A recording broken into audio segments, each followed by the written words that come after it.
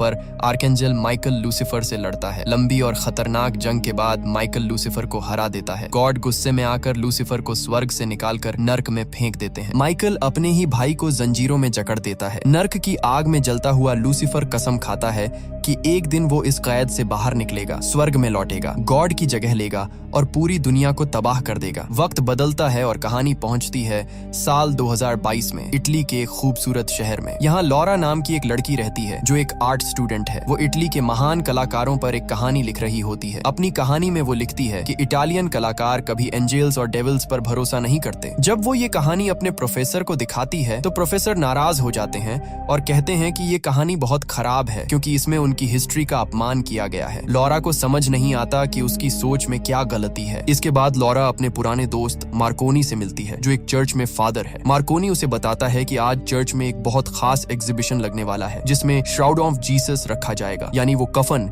जिसमें जीसस को लपेटा गया था। वो लॉरा को उस एग्जीबिशन का स्पेशल पास देता है। चर्च के अंदर जाकर जब लॉरा उस कफन को देखती है तो उसके रोंगटे खड़े हो जाते हैं क्योंकि उस पर अब भी जीसस का खून लगा होता है। उसी दौरान मार्कोनी उसे चर्च में आया हुआ एक नया स्टैचू भी दिखाता है जिसमें आर्कएंजल माइकल लूसीफर को हराकर उसके ऊपर पैर रखे खड़ा होता है। लूसीफर की आंखों में नफरत और गुस्से की झलक साफ दिखाई दे रही होती है। लॉरा उस मूर्ति को देखकर अजीब सा डर महसूस करती है, जैसे कोई अनदेखा तूफान आने वाला हो। और यहीं से कहानी एक खतरनाक और रहस्यमयी मोड़ लेने वाली होती है। स्टैच्यू देखने के बाद मार्कोनी और लॉरा शैतानी ताकतों को लेकर थोड़ी देर बातचीत करते हैं और फिर कुछ देर बाद मार्कोनी वहां से चला जाता है। उसके जाते ही लॉरा अपनी कहानी के लिए उस स्टैच्यू की स्केच बनाने लगती है। तभी अचानक उसे ऐसा लगता है जैसे किसी ने धीमे से उसका नाम पुकारा हो। वो चौंक कर इधर उधर देखती है मगर उसे कोई दिखाई नहीं देता। कुछ घंटे बाद जब एग्जीबिशन बंद होने वाला होता है तभी एक रहस्यमयी अनजान औरत अंदर दाखिल होती है। उसकी नजर सीधी उसी स्टैच्यू पर जाती है। वो दरवाजे के पास खड़ी होकर लॉरा को घूरते हुए देखने लगती है। उसी पल कैमरा स्टैच्यू पर जाता है और हम साफ देखते हैं कि लूसीफर का सिर बहुत हल्का सा हिलता है।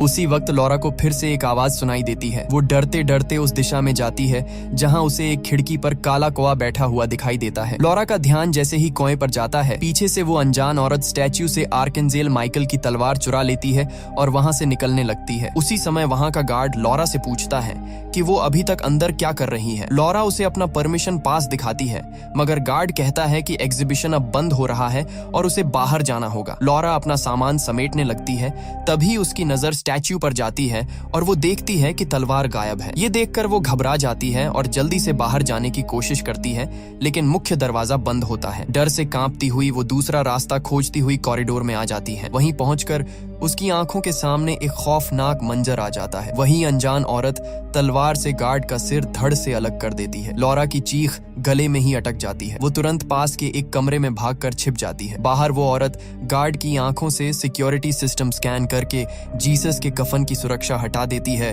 और फिर तलवार से उस कांच को तोड़ देती है जिसमें श्राउड ऑफ क्राइस्ट रखा होता है। कांच टूटने की आवाज मार्कोनी तक भी पहुंच जाती है और वो दौड़ता हुआ वहां आ जाता है। जैसे ही वो उस औरत को रोकने की कोशिश करता है वो औरत बेरहमी से तलवार से उस पर हमला कर देती है और मार्कोनी गंभीर रूप से घायल होकर गिर पड़ता है। उसी दौरान उस औरत के कुछ आदमी वहां पहुंचते हैं और जीसस के कफन को उठाकर अपने साथ ले जाने लगते हैं। छिपी हुई लॉरा को भी वो औरत देख लेती है और अपने आदमियों को हुक्म देती है कि उसे भी साथ ले जाया जाए। जख्मी हालत में पड़ा मार्कोनी ये सब देखकर समझ जाता है कि ये लोग जीसस के कफन का इस्तेमाल किसी बेहद खतरनाक मकसद के लिए करने वाले हैं। आखिरी ताकत जुटाकर वो आंखें बंद करता है और आर्कएंजल माइकल से प्रार्थना करता है कि वो उसके शरीर में प्रवेश करे ताकि वो अंधेरे की इस ताकत को रोक सके। असल में माइकल वो दिव्य योद्धा है जिसने कभी अच्छाई और बुराई की सबसे बड़ी जंग लड़ी थी। जैसे ही आर्कएंजल माइकल मार्कोनी की प्रार्थना सुनता है वो उसी पल उसके घायल शरीर में प्रवेश कर जाता है। माइकल तुरंत उस अनजान औरत की गाड़ी का पीछा करने लगता है लेकिन मार्कोनी का शरीर बहुत ज्यादा घायल होता है, इसलिए माइकल को मजबूरन रुकना पड़ता है। उधर वो औरत जब पलटकर फादर मार्कोनी को देखती है तो वो तुरंत समझ जाती है कि अब उसके शरीर में कोई आम इंसान नहीं बल्कि खुद माइकल मौजूद है। इसी दौरान कहानी शिफ्ट होती है और हम अमीर लोगों से भरे एक आलीशान हॉल में पहुंचते हैं जहां एक छोटा सा बच्चा वायलिन बजा रहा होता है। उसकी परफॉर्मेंस खत्म होते ही सब लोग तालियां बजाते हैं। तभी एक आदमी आगे आता है जिसका नाम डॉक्टर लॉरेंट होता है। वो सबको बताता है कि ये बच्चा एक मशहूर म्यूजिशियन का क्लोन है। वो आगे खुलासा करता है कि उनकी कंपनी मरे हुए लोगों के डीएनए से इंसानों के क्लोन बनाती है और ये बच्चे बहुत अमीर लोगों को बेचे जाते हैं। इसके बाद लॉरेंट अपनी क्लोन नीलामी शुरू करता है। तभी उसी भीड़ में वो रहस्यमयी औरत आ जाती है और अब हमें उसका नाम पता चलता है, लिज। लिज लॉरेंट को बताती है कि उसे जीसस का श्राउड मिल चुका है। ये सुनते ही लॉरेंट के चेहरे पर हवस भरी मुस्कान आ जाती है और वो तुरंत लिज के साथ वहाँ से चला जाता है। दोनों एक रहस्यमयी जगह पहुँचते हैं जिसका नाम होता है लूसीफर विला। अब यहाँ ये भी साफ हो जाता है कि ये सभी लोग लूसीफर कल्ट से जुड़े हुए हैं। लॉरेंट जीसस के कफन को देखने के लिए बेचैन हो जाता है क्योंकि उसे जीसस के खून से डीएनए निकालकर उनका क्लोन बनाना होता है। उधर जब लॉरा की आंख खुलती है तो वो खुद को एक अंधेरी सेल में बंद पाती है। उसके साथ वहाँ 3 और लड़कियां भी किडनैप की गई होती हैं। उनमें से एक लड़की डर के मारे जोर जोर से रोने लगती है। लॉरा उसे शांत करते हुए कहती है कि अगर उन्हें यहाँ से जिंदा निकलना है तो सबको मिलकर एक दूसरे का सहारा बनना होगा। लेकिन इससे पहले कि वो कोई ठोस प्लान बना पाती, तभी सेल का दरवाजा खुलता है और डॉक्टरों की एक टीम अंदर आ जाती है। वो चारों लड़कियों के खून के सैंपल ले लेते हैं। असल में लॉरेंट इन्हीं लड़कियों के जरिए जीसस का क्लोन बनाने की तैयारी कर रहा होता है। दूसरी ओर माइकल दोबारा चर्च लौट आता है। वहाँ मौजूद फादर्स मार्कोनी को जिंदा देखकर हैरान रह जाते हैं क्योंकि सभी को वही घायल हालत याद होती है। लेकिन मार्कोनी के शरीर में मौजूद माइकल किसी को भी अपनी पहचान नहीं बताता। वो सिर्फ इतना पूछता है कि जीसस के कफन की सिक्योरिटी की जिम्मेदारी किसकी थी। फादर उसे बताते हैं कि ये जिम्मेदारी एक कार्डिनल के पास थी, लेकिन कुछ वक्त पहले वो अचानक मानसिक रूप से अस्थिर हो गया था। वो लगातार दानव और डेमन्स की बातें करने लगा, इसलिए उसे एक असाइलम भेज दिया गया। और यहीं से कहानी एक और खतरनाक मोड़ लेने वाली होती है। यहाँ माइकल फादर को लॉरा का स्पेशल पास दिखाकर उसके बारे में पूछता है, लेकिन चर्च में किसी को भी ये नहीं पता होता कि लॉरा कौन है। ये बात माइकल को और ज्यादा बेचैन कर देती है। तभी उसे याद आता है कि कार्डिनल अब असाइलम में है, इसलिए वो उससे मिलने के लिए निकल पड़ता है। रास्ते में उसकी कार का एक काला कौआ पीछा करता हुआ दिखाई देता है, जैसे कोई अनदेखी ताकत उसके हर कदम पर नजर रखे हुए हो। उधर लूसीफर विला में डॉक्टर्स जीसस के कफन से डीएनए निकालने की कोशिश कर रहे होते हैं। मशीनों की आवाज, लाल लाइट्स और डॉक्टरों के चेहरे पर छाया पागलपन साफ दिखाता है कि वो किसी बहुत बड़े पाप की तैयारी कर रहे हैं। इधर माइकल असाइलम पहुंचकर कार्डिनल से मिलता है। कार्डिनल के हाथ में एक गन होती है और वो अंदर से पूरी तरह टूटा हुआ और डरा हुआ लगता है। जैसे ही कार्डिनल माइकल को छूता है, उसे तुरंत एहसास हो जाता है कि ये फादर मार्कोनी नहीं है। इस पर माइकल उसे पूरी सच्चाई बता देता है। सब कुछ सुनने के बाद कार्डिनल माइकल पर भरोसा कर लेता है और उसे असाइलम के अंदर ले जाता है। वहाँ कार्डिनल बताता है कि वो यहाँ सिर्फ इसीलिए रहता है ताकि लूसीफर विला पर नजर रख सके। फिर वो माइकल को एक जगह दिखाता है जहाँ से नर्क में जाने का रास्ता खुलता है। वही जगह जहाँ कभी गॉड और आर्केंजल माइकल ने मिलकर अपनी तलवार से लूसीफर को जंजीरों में कैद किया था। कार्डिनल माइकल को लिज के बारे में भी बताता है और कहता है कि लूसीफर कल्ट के लोग हमेशा यही बात दोहराते रहते हैं कि एक दिन लूसीफर वापस लौटेगा। ये लोग सालों से बच्चों की बलि देते आए हैं ताकि लूसीफर किसी ताकतवर शरीर में घुसकर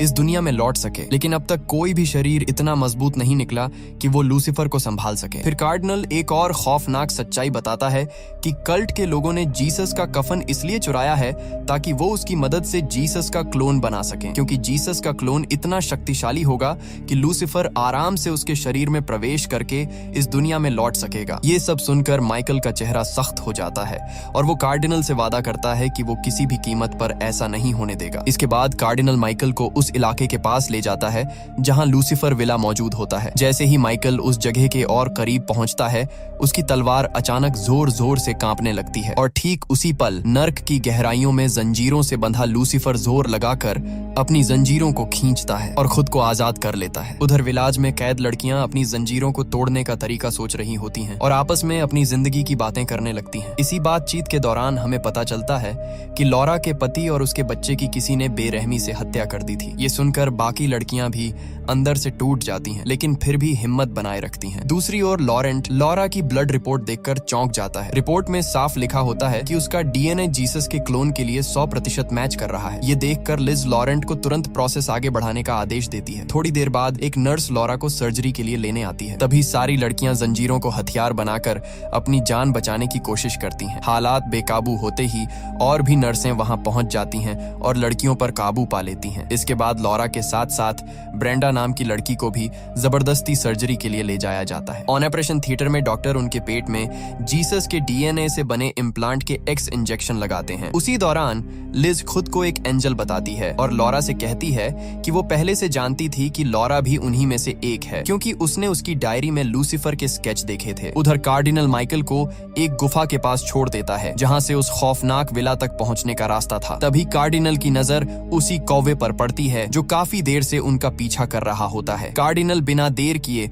उस कौवे को गोली मार देता है और अपनी गन माइकल को पकड़ा देता है। माइकल भी वक्त गवाए बिना तुरंत गुफा के अंदर चला जाता है। इधर लॉरा और ब्रेंडा को दुल्हन की तरह तैयार किया जाता है और एक खंभे से बांध दिया जाता है। तभी नर्क के दरवाजे से एक भयानक बीस्ट बाहर आता है और दोनों को एक पिंजरे में डालकर नर्क के अंदर ले जाता है। नर्क में घुसते ही डेमन का एक पूरा झुंड उस पिंजरे को घेर लेता है। उसी वक्त लूसीफर वहां आता है और पहले ब्रेंडा के शरीर में प्रवेश कर जाता है। ब्रेंडा पूरी ताकत से उसका विरोध करती है लेकिन वो उसे सह नहीं पाती और उसकी वहीं मौत हो जाती है। इसके बाद लूसीफर लॉरा के शरीर में प्रवेश करता है लेकिन लॉरा का शरीर बेहद मजबूत साबित होता है। वो लूसीफर को पूरी तरह अपने ऊपर हावी नहीं होने देती। ये देखकर लूसीफर फैसला करता है कि जीसस का क्लोन अब लॉरा से ही पैदा होगा। इसके बाद लॉरा को दोबारा नर्क से बाहर लाया जाता है जहां लिज और बाकी कल्ट के लोग उसका स्वागत करते हैं। फिर लिज लॉरा को एक अलग सेल में ले जाकर बताती है कि बच्चे की डिलीवरी के बाद वो यहाँ से आजाद हो सकेगी। उधर माइकल विला के अंदर दाखिल हो चुका होता है। तभी गार्ड्स उसे देख लेते हैं और उसके कंधे पर गोली मार देते हैं। घायल होने के बावजूद माइकल गार्ड से भिड़ जाता है और उन्हें मार डालता है। फिर वो एक गार्ड की यूनिफॉर्म पहनकर लैब तक पहुंच जाता है जहां वो जीसस के कफन को उठाकर अपने पास रख लेता है। इसी बीच लॉरेंट वहां आ जाता है। माइकल उसे पकड़ लेता है और उससे पूछता है कि वो ये सब क्यों कर रहा है। लॉरेंट जवाब देता है कि वो सब कुछ एक नई शुरुआत के लिए कर रहा है। माइकल गुस्से में आकर पूरी लैब में रखी गैस खोल देता है और आग लगा देता है। देखते ही देखते पूरी बिल्डिंग में अलार्म बजने लगते हैं और अफरा तफरी मच जाती है। उधर लॉरा एक आदमी से उसे बाहर जाने देने की गुहार लगाती है लेकिन वो आदमी उसे सेल से बाहर नहीं निकलने देता। तभी अचानक माइकल वहां पहुंचता है और उस आदमी को मार देता है। जैसे ही लॉरा मैरकॉनी को जिंदा देखती है वो भावुक होकर उसे गले लगा लेती है। लॉरा की भावनाओं को समझते हुए माइकल भी उससे ये सच्चाई छुपा लेता है कि असली मैरकॉनी मर चुका है। तभी माइकल को अचानक लूसीफर की गूंजती हुई आवाज सुनाई देती है। लूसीफर बताता है कि वो अब आजाद हो चुका है। माइकल सन्न रह जाता है। उसे समझ ही नहीं आता कि जो लूसीफर सदियों से जंजीरों में था वो बाहर कैसे आ गया। गुस्से से भर चुका माइकल कांपने लगता है और उसकी आंखों में आग जलने लगती है। माइकल की इस हालत को देखकर लॉरा को लगता है कि शायद वो भी लिज का आदमी है। डर के मारे वो वहां से भागने लगती है। माइकल तुरंत उसके पीछे दौड़ता है और रास्ते में आने वाले गार्ड से उसे बचाता हुआ एक कमरे में ले जाता है। वहां वो लॉरा को यकीन दिलाता है कि वो लिज का नहीं है, वो सिर्फ उसे बचाने आया है। थोड़ी देर की उलझन के बाद लॉरा उसकी बात मान लेती है। इसके बाद दोनों उस गुफा की तरफ भागते हैं जहां से बाहर निकलने का रास्ता था लेकिन उधर से लिज अपने आदमियों को उनके पीछे छोड़ देती है। लॉरा के पेट में पल रहा बच्चा अब बहुत तेजी से बढ़ रहा होता है और उसकी हालत बिगड़ने लगती है। उसके कदम लड़खड़ाने लगते हैं और दर्द असहनीय हो जाता है। तभी नर्क से निकला वही बीस्ट वहां पहुंच जाता है और माइकल पर हमला कर देता है। माइकल पूरी ताकत से उससे लड़ता है लेकिन वो पहले से ही बुरी तरह जख्मी था। कमजोरी की वजह से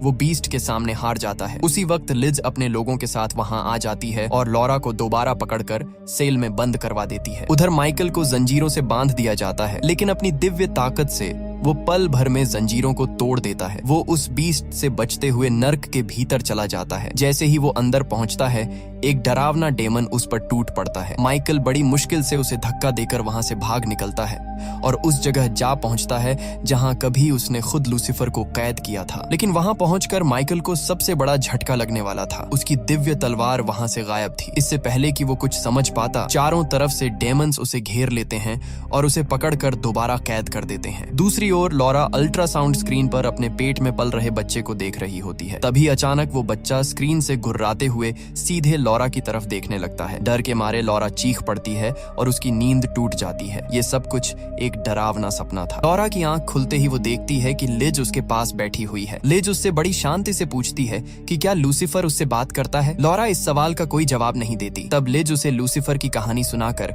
उसकी महानता बताने लगती है और वादा करती है कि जैसे ही बच्चा पैदा होगा वो उसे आजाद कर देगी। इधर नर्क में मरे हुए बच्चों का एक समूह माइकल को जंजीरों में बंधा हुआ देखता है। ये वही बच्चे होते हैं जिन्हें सालों पहले कल्ट के लोगों ने लूसीफर के हवाले कर दिया था। माइकल उन सभी से वादा करता कहता है कि अगर वे उसकी तलवार ढूंढकर उसे दे दें तो वह सभी को नर्क से आजाद कर देगा। लेकिन तभी वहां डेमंस आ जाते हैं। डर के मारे कुछ बच्चे भाग निकलते हैं, जबकि कुछ मासूम बच्चे डेमंस के हाथों पकड़े जाते हैं। उधर दूसरी तरफ लूसीफर सीधे लॉरा के दिमाग में दाखिल होकर उससे बात करने लगता है। वह उसे एक खतरनाक सौदा देता है। वो कहता है कि अगर लॉरा इस बच्चे को पैदा होने दे तो वह उसे अपने परिवार के कातिल को खत्म करने की ताकत देगा। साथ ही वह ये भी कहता है कि अगर वह चाहे तो लिज को भी मार सकती है। अपने बीते दर्द और बदले की आग में जल रही लॉरा लूसीफर के इस ऑफर को मान लेती है और बच्चे का ख्याल रखने लगती है। थोड़ी देर बाद जब एक नर्स टेस्ट के लिए आती है तो लॉरा अपनी नई मिली ताकत से उसे बेरहमी से मार डालती है और वहां से भाग जाती है। लेकिन आगे एक और नर्स सामने आ जाती है। गुस्से से पागल हो चुकी लॉरा उसे बुरी तरह पीट पीट कर मार डालती है। कुछ ही पलों में 2 लाशें जमीन पर पड़ी होती हैं। थोड़ी देर बाद जब लॉरा को होश आता है तो उसे एहसास होता है कि वह क्या कर बैठी है। वह बुरी तरह टूट जाती है और डर के मारे कांपने लगती है। तभी वह फैसला करती है कि वह लूसीफर के किसी भी ऑफर को अब नहीं मानेगी और इस बच्चे को मारकर सब कुछ खत्म कर देगी। लूसीफर उसे भावनात्मक रूप से तोड़ने की पूरी कोशिश करता है, उसे रोकता है, बहलाता है, डराता है, लेकिन इस बार लॉरा उसकी आवाज को अनदेखा कर देती है और एक कमरे में जाकर क्लोरीन पी लेती है। मगर लूसीफर अपने नियंत्रण से उसे जबरदस्ती उल्टी करवा देता है और बच्चे को बचा लेता है। उसी वक्त लिज वहां पहुंच जाती है और लॉरा पर चीखने लगती है, लेकिन लॉरा के शरीर में मौजूद लूसीफर अपनी ताकत से कमरे का दरवाजा बंद कर देता है और लिज को पकड़कर उसके ऊपर जबरदस्ती उल्टी कर देता है। यह लिज के गुनाहों की सजा थी, क्योंकि उसकी लापरवाही की वजह से लॉरा बच्चे को मारने वाली थी। लूसीफर साफ शब्दों में लिज से कह देता है कि बच्चे के पैदा होने के बाद पूरे कल्ट को मरना होगा। साथ ही वह यह भी कहता है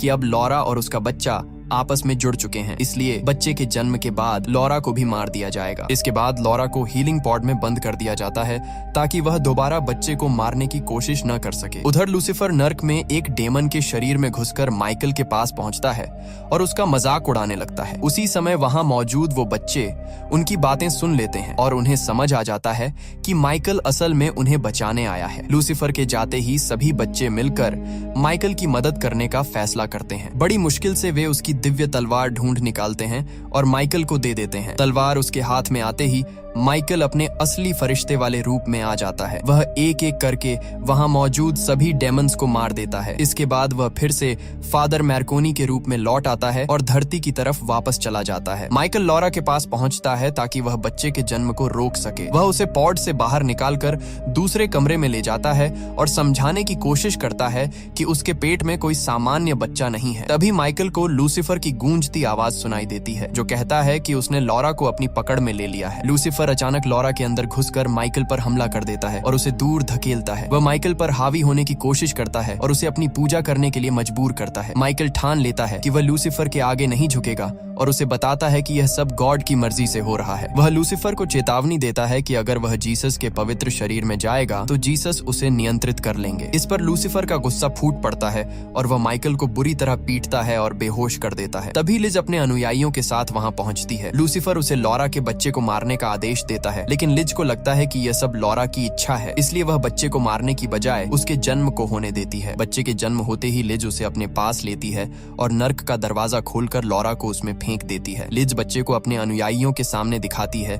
सभी लोग घुटनों पर गिर जाते हैं। लिज घोषणा करती है कि यह बच्चा ब्लड से नहलाया जाएगा। फिर वह बीस्ट को सभी लोगों को मारने का आदेश देती है। बीस्ट अपनी तलवार उठाकर चारों ओर हमला करने लगता है। इसी बीच लॉरेंट मरने से पहले बच्चे के सिर को चूमता है, लेकिन बीस्ट उसे भी मार डालता है। इसी बीच माइकल होश में आता है। वह खिड़की तोड़कर कमरे से बाहर निकलता है और देखता है कि लॉरा नर्क के दरवाजे पर लटकी हुई है। माइकल तुरंत उसे बचाता है। वहीं लिज अपनी कार में बच्चे को ले जाने लगती है। लॉरा वहां पहुंचती है और लिज को धक्का देकर अपना बच्चा वापस ले लेती है। माइकल लॉरा को समझाता है कि यह बच्चा डेविल का नहीं है बल्कि गॉड का है। लॉरा को लूसीफर ने नहीं चुना था बल्कि इसे चुनने वाला गॉड था। लॉरा कार में बैठकर सीधे कार्डिनल को ढूंढने निकल जाती है, जबकि माइकल नर्क के दरवाजे को बंद करने के लिए वहीं रुक जाता है। जैसे ही वह दरवाजा बंद करता है, बीस्ट अचानक वहां आ जाता है और दरवाजे को फिर से खोल देता है, लेकिन माइकल वहां कुछ बॉम्ब देख लेता है और उन्हें सक्रिय कर देता है। कुछ ही क्षणों में वहाँ एक भयंकर ब्लास्ट होता है। इस ब्लास्ट की वजह से बीस्ट खत्म हो जाता है और नर्क का दरवाजा हमेशा के लिए बंद हो जाता है। कुछ समय बाद